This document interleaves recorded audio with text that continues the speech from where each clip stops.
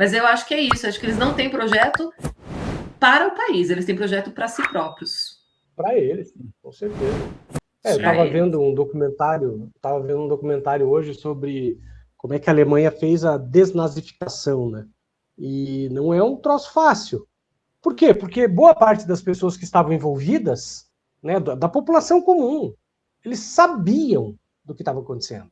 Não sabiam exatamente ali, ó, não. Claro, a maioria não sabia, por exemplo, dos campos de concentração, mas sabia que tinha algo estranho, porque ele viu o vizinho sumindo, ele viu não sei quem sumindo, ele sabia que estava rolando alguma coisa. Mas não ligaram. E o brasileiro não ligou com 700 mil pessoas morrendo na pandemia. Não ligou. Eles não deram bola, os bolsonaristas. Né? Então são cúmplices. Né? Então, assim, o perigo até é o seguinte, quando está acontecendo agora, né, que a gente está mostrando os podres do Flávio, e tem que mostrar mesmo, mas o que vai acontecer? Se a coisa permanece nessa toada, se não surgirem outras coisas tão ruins quanto, os bolsonaristas vão esquecer, eles vão passar pano, eles não ligam.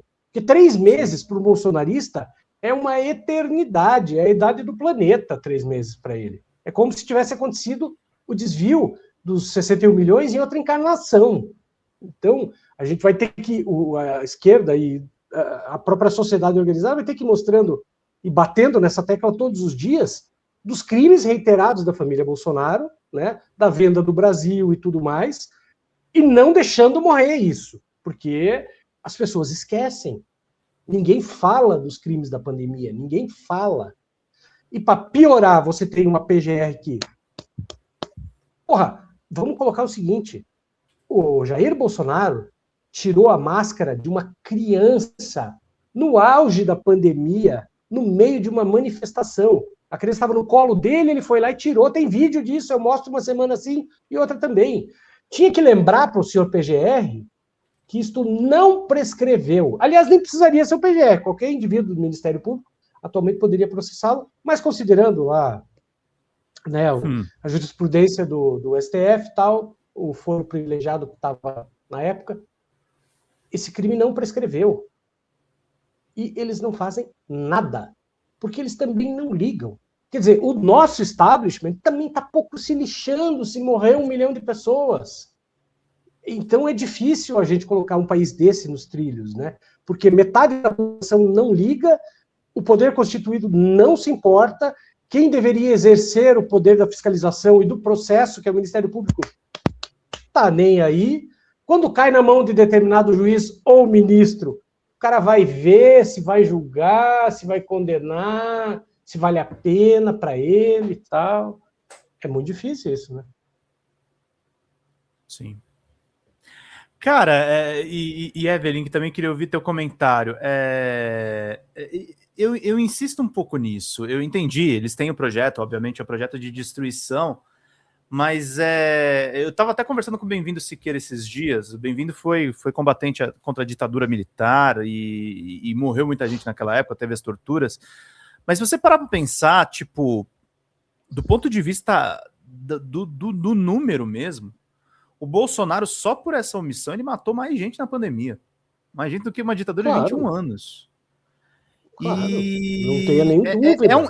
É um desastre, assim, eu acho. Você falou bem da desnazificação, mas tem uma parte da história que você não contou, né, Marcelo? De fato, a Alemanha desnazificou um tempo e hoje em dia a segunda maior força política é a AfD hoje lá. Sim. Porque não consegue desnazificar. É nesse ponto que eu queria chegar. Por quê? Porque as pessoas concordam. Então vamos lembrar, quando o Hitler foi preso para o primeiro golpe de Estado, lá do golpe da cervejaria, ele pegou uma pena leve, ele estava numa domiciliar, não era domiciliar, mas era quase como se fosse, porque era um hotelzinho que ele estava. Quando você vê as fotos, você fala, meu Deus, todo o conforto, Wi-Fi, só não tinha Wi-Fi porque não existia, entende? Ele recebia os caras, os amigos dele, os parça, escrevia cartinha, escreveu o Mein Kampf lá na cadeia. E por que ele pega uma pena tão bosta? Porque juízes e promotores concordavam. Eles só não podiam deixar de prender o cara. Então ele ficou ali 3 mesinhos ali, não lembro se foi 3 meses ou 6 meses. Ficou. Porque eles concordavam. Eles gostavam do Hitler, eles gostavam do discurso do cara. Então, é isso, como é que se desnazifica uma sociedade? Como é que você desbolsonariza uma sociedade que não ligou para 1 milhão de cadáveres que foram empilhados por causa desse canalha? Não ligou. Segundo aquele estudo da USP, 300 mil pessoas poderiam ter sido salvas se ele não barbarizasse com vacina, mandando não usar máscara, falando para se aglomerar. 300 mil. Esse cara, se alguém que está assistindo aqui acredita em inferno, o cara já ganhou ticket pro eterno. Ele tem ganhou um Vale Night eterno, né? Eterno, do lado do capeta, do lado do Hitler, do Stalin, sei lá, de mais quem, Mobutu, sabe? Ele ganhou. Porque é um lixo de um ser humano, e a partir do momento em que uma população não se incomoda, não acha que isso é um problema, aí fudeu, velho. Fudeu. Enfim, viajei aqui. Ô, Evelyn, uma dúvida que eu tenho, até estava conversando com algumas pessoas, você tá com 200 mil seguidores no Instagram, como é que foi isso de começar a fazer conteúdo na internet? Meu Deus. Não, engraçado que eu estava conversando hoje com um professor que eu tive no jornalismo, né? Um professor querido, o Sérgio Barbosa, e ele estava comentando justamente isso, que coisa louca, né? Olha, eu pra, a real, como eu já falei em vídeos meus e falo para todo mundo, foi muito sem querer, foi muito assim. Você foi testando? Não, do pior que não. Deixa eu explicar. Como aconteceu? Eu comecei primeiro no TikTok, totalmente despretensiosa. Uma vez eu fiz um vídeo fazendo me deu vontade de falar alguma coisa, como parece que a gente não tem pessoas ao nosso redor com quem a gente possa dividir algumas ideias e alguns sentimentos, né? Eu acabei tentando, assim, meio que me desabafar num vídeo que eu fiz no TikTok, e eu tinha já um TikTok que não tinha foto, que não tinha nome, que é esse que eu tenho agora, mas que está personalizado. E aí eu fiz, joguei lá, sem pretensão de nada. Não continuou sem nome, continuou sem foto, sem nada. E o mais engraçado é que eu estava dirigindo uma vez, nesse dia, aliás, estava dirigindo, e eu falei assim, cara, eu vou fazer um vídeo sobre isso aqui, que tá me deixando louco. Eu acho que eu devia estar ouvindo algum programa, alguma coisa no carro, e eu parei o carro e fiz o vídeo. E joguei. Totalmente sem luz, sem qualidade, sem nada. Joguei aquilo ali, como qualquer cidadão mesmo, assim. E aquilo, quando eu cheguei em casa, foi absurdo. Eu vi essa quantidade absurda de gente que tinha curtido, que tinha comentado, que já estava me seguindo, mesmo sem nome, sem nada, concordando comigo. E aquilo me deu um start, assim. Eu falei, nossa, que legal, né? Tipo, aquela veia jornalística voltou para mim, assim, um pouco.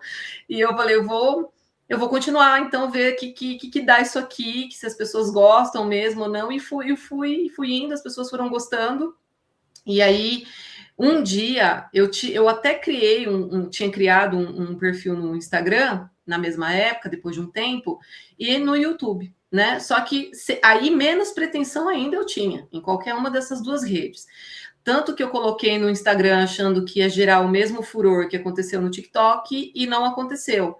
E aí eu fui testando, mas não testando sabe? O que eu fui fazendo? Eu fui tentando diminuir meus vídeos, porque eles são um pouquinho maiores do que os vídeos que o Instagram viraliza ou que entrega.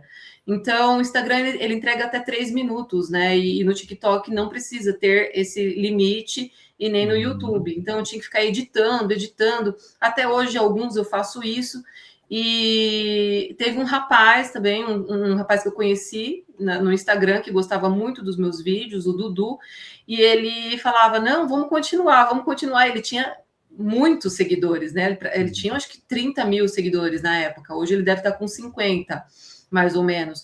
E aí eu fui, acho que mais ainda pelo incentivo dele. E do nada, de repente, gente, não sei explicar para vocês, aconteceu de muita gente curtir os vídeos e repassar, não sei, e aí agora já está nesse número aí estrondoso, e eu também não sei nem como lidar com isso. Aquele você lida às vezes, tipo, simplesmente não respondendo muita coisa, né? Que é muita engajamento. Olha, eu não. É porque, primeiro, que não dá para responder para todo mundo, né? É praticamente assim, desumano. Não tem. Primeiro que a gente está trabalhando, fazendo outras tantas coisas, não dá para responder. Mas na medida do possível, eu tento responder uma pessoa ou outra, porque eu gosto também de falar com seguidores, gosto das sacadas que eles têm, é muito legal. E assim, quanto aos haters, esses para mim não ligo mesmo, é zero, assim, não me afeta em nada. Podem escrever o que eles quiserem, eles até ajudam, né, a movimentar. Entrega mais, né? Então, não muda nada, porque assim, a gente tem que ver que veja o nível da nossa conversa aqui. Somos 3 pessoas profissionais trabalhando assuntos tão sérios, né? E com um nível de consciência muito grande, que se alguém vier aqui xingar, aí já não dá nem para já não passa pela minha peneira aqui que eu já... Pois é, não dá, você entendeu? Então, para mim, tanto faz quanto fez. Se quiser, pode escrever, se quiser xingar, pode.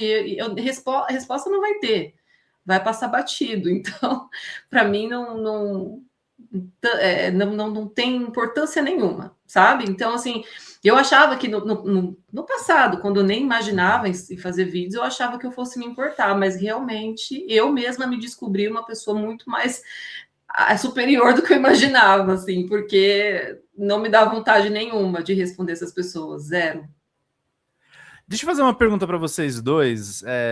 Por exemplo, a Márcia Mascarenhas falou que a Evelyn é didática e maravilhosa. Tá faltando criador de conteúdo didático no direito, Marcelo e Evelyn?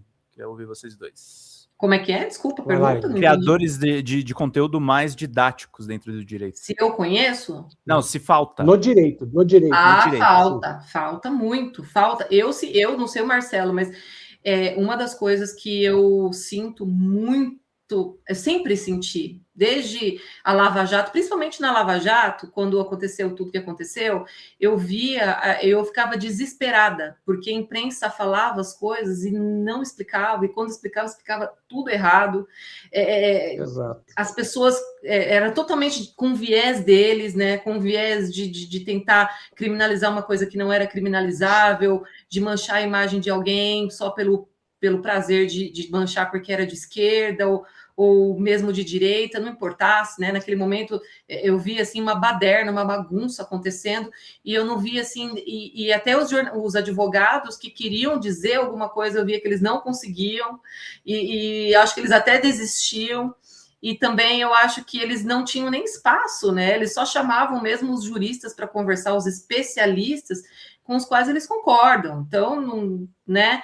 Tanto é que hoje mesmo eu sou progressista, eu me identifico como de esquerda, tá? Mas eu quero dizer assim, tudo que eu falo na área do direito não é no sentido de levar para o lado da esquerda, mas as pessoas interpretam assim, né? Infelizmente, as pessoas interpretam porque elas querem, do jeito que elas querem, né? Então, quando eu faço uma explicação de algo que aconteceu na Lava Jato que foi indevido, incorreto, elas acham que eu estou fazendo uma defesa do Lula, uma defesa do PT, quando na realidade não é. Mas aí também tanto faz, né? Eu acho que a verdade está ali, a explicação está ali. Eu, como advogada, não me colocaria para dizer uma besteira só para defender alguém da esquerda, que depois eu vou me arrepender porque vai manchar meu nome na área do direito. Eu não faria isso. Então tá ali, se quiser acreditar, acredite. Se tiver algum jurista que quiser também se contrapor a mim, pode, eu acho que é justo e digno de fazer isso, mas aí que também não coloque ideologia da direita, porque quando eu faço isso, eu não estou colocando ideologia nenhuma, né? Eu acho que tem muitas coisas no direito que são passíveis de discussão, mas outras não. Outras estão bem estabelecidas, até inclusive quando o STF permitiu a prisão em segunda instância, ficou feio para o STF, tiveram que voltar atrás. Não existe a possibilidade de uma prisão em segunda instância antes de trânsito em julgado. Teríamos que mudar a Constituição, então, né? E ficou essa impressão de ser possível, né? E isso é que é muito terrível, eu acho, dentro do sistema judiciário brasileiro. Ficou essa impressão da Lava Jato de que o STF mudou o posicionamento dele em relação ao Lula e antes era diferente, né? Então, quando ele quer, ele muda, como ele quiser. E não é bem assim. E hoje eles estão pagando também por isso, né? A imagem da própria da corte é um pouco machucada por conta desses dessas coisas terríveis que eles foram deixando passar durante a Lava Jato. E hoje é muito difícil, né, explicar algumas coisas. Eu tento, por exemplo, explicar que na segunda instância, nós não temos 3 instâncias, temos 2 instâncias, a primeira e a segunda, o Marcelo sabe disso, a segunda sempre é instância recursal, Tribunal de Justiça, STJ, STF, tudo mais, tudo é segunda instância. E quando a gente chega na segunda instância, a partir do STJ para frente e STF, a gente não trata mais de assuntos que envolvem provas. Então, na época da Lava Jato, por mais que a defesa do Lula, por exemplo, quisesse levar as provas do caso dele para dentro dessas cortes, para discussão, isso seria impossível, porque os próprios ministros não podem discutir isso. Então, as pessoas pensam assim, mas o Lula foi condenado por 3 instâncias, né? Que é o jeito errado deles de falar, mas eu entendo também que é um jeito meio videogame de comentar, né? Ele foi punido pelos chefões. Olha, eu já ouvi dizer... Quem fala? Quem fala? Deltan Dallagnol. Pois é. Que jogou fora o diploma dele. Ele aproveita da péssima... aliás, da péssima não, porque as pessoas também não têm obrigação de saber, mas ele se aproveita da desinformação, né, para fazer as pessoas acreditarem nas coisas que ele fala, né? Desde sempre foi assim. Ele usou Twitter para isso, ele usou as redes sociais, né? A Lava Jato usou muito para fazer esse tipo de trabalho desinformativo, no sentido de que as pessoas passassem a acreditar neles porque eles tinham um cargo de promotor, de juiz, de procurador, sei lá o quê. Né? Mas eu lembro na época da Lava Jato, quando já começou, não tinha ainda Vaza Jato, mas já estava assim um clima meio esquisito, estranho. O Lula já estava preso. Já estava preso. Mas eu tinha ouvido dizer, não vou citar nomes, que tinha um ministro do STF que tinha ido numa faculdade, aliás, ministro não, um assessor dele. E ele não sabia, ele estava desesperado, esse ministro, o assessor teria dito, porque ele não sabia como fazer para desfazer o que tinha acontecido com o presidente Lula, sendo um ministro do STF. Porque um ministro do STF não pode pegar os autos e falar, olha aqui, eu li e não tem prova. Você entende? Não é função dele. A função dele é olhar o que foi feito de errado dentro da Constituição. Assim como o STJ, o ministro do STJ vai ver o que está errado dentro da lei naquele processo. Não cabe mais a ele trabalhar na discussão de prova. Cabia apenas ao TRF4, que foi ali aquela questão, talvez, da festa da cueca, toda aquela pressão que foi criada, né, do Sérgio Moro e dos procuradores contra esses desembargadores do TRF. Ali sim pode ter havido todo um conluio, uns porque foram pressionados, outros porque estavam junto com o Sérgio Moro e pensavam a mesma coisa que ele, tinha algum outro interesse, né? Agora, depois dali, não. Depois dali, podia até ter também algum ministro que concordasse com tudo aquilo, mas que pudesse dizer que o Lula foi preso com base em provas, não poderiam. Juridicamente falando, não. Né? Então, foi muito difícil a gente encontrar mesmo juristas nas redes sociais que falem a respeito. Eu acho que também existe um medo, não sei se o Marcelo pode dizer sobre isso, um medo de muitos serem cancelados, né? As pessoas ainda estão muito, assim, reativas nesse sentido, né? Do direito, esse advogado, esse promotor, tipo Tardelli, agora ele já está aposentado, mas mas ele é advogado, né? Então, assim, de esquerda, né? Até o dia que a pessoa também precise de um advogado, né? Para defendê-la numa tese que eventualmente tenha sido utilizada por alguém da esquerda. Não sei. Mas existe esse medo, eu acho, dos juristas também. Mas a gente não encontra muitas pessoas dispostas, assim, a falar de uma forma mais simplificada. E eu acho que eu consegui falar isso um pouco com as pessoas pelo fato de ser jornalista também, porque eu via que tinha muitos advogados que tentavam falar as coisas e falavam naquele linguajar do dia a dia que parece natural para a gente, quando a gente está trabalhando no direito, né? E quando a gente fala para o público de uma Globo News, a gente, às vezes, se você só é da área do direito, você fala e joga aquilo de qualquer jeito, do jeito que você entende. Então, as pessoas, é difícil também, as pessoas não vão entender e nem ela vai se dar conta de que está fazendo isso. Então, acho que pelo fato de ser jornalista, eu consegui e tentei buscar as palavras mais fáceis, assim, para explicar para as pessoas, né? É difícil porque os vídeos precisam ser curtos, não podem ser muito longos, senão ninguém fica. Você né? ficou treinadinha no TikTok, né? Nossa, o TikTok teve momentos de eu fazer vídeo de 10 minutos tentando explicar alguma coisa, assim. Até hoje, às vezes, eu faço um de 8, mais ou menos, porque às vezes não tem jeito, tem que. Mas eu vejo que o povo gosta, eu vejo que as pessoas realmente querem ter esse entendimento, sabe? Porque senão fica tudo muito atropelado, né? Eu entendo elas, eu fico me imaginando no lugar delas, pensando assim, peraí, mas eu acho que isso está errado, mas eu não sei explicar por que isso está errado. Né? Então é legal quando tem alguém, né, falando. Eu vejo isso pela medicina, por exemplo. Eu adoro saber alguma coisa de medicina por quem sabe explicar de uma forma fácil para mim, para eu poder entender e de repente até explicar para uma terceira pessoa. Né? Ficar falando no juridiquês ou no mediquês não vai adiantar, né? Então eu gosto de fazer isso. Na verdade, eu sou apaixonada em fazer isso. E outra coisa interessante, eu nunca quis dar aula. Nunca quis dar aula, nunca fazer mestrado para dar aula em faculdade, tudo. Porque eu gosto de falar para quem tem interesse. E muitas vezes na faculdade as pessoas não têm interesse. Né? E aí eu acho que quando as pessoas buscam um conteúdo na internet, te seguem, é porque elas querem, porque elas gostaram de você. Porque elas gostaram do que você está falando, do jeito que você está falando. E o legal é que faz trocas também, né? Eu acho que vocês também, por serem influencers, devem receber críticas construtivas no sentido, olha, vocês poderiam falar de um jeito um pouco diferente ou explicar melhor determinadas coisas. Isso é muito legal, porque a gente sente, né, o outro lado, o lado de lá. Fala galera da Folha TV, não se esquece de se inscrever aqui no nosso canal para assistir programas como Folha Notícias Manhã, Folha Notícias Noite, o nosso Folha Entrevista e o nosso Barzinho das Meninas. Muitas coisas bacanas a gente acompanha por aqui.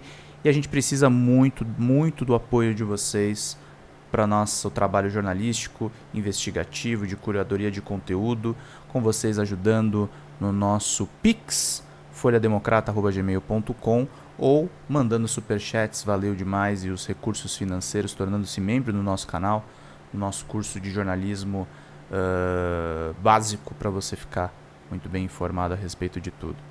Queridos e queridas, muito obrigado pela presença de todos vocês. Vida longa e próspera. Cuidem-se, cuidem dos seus e não esquece de se inscrever aqui na Folha TV. Até mais!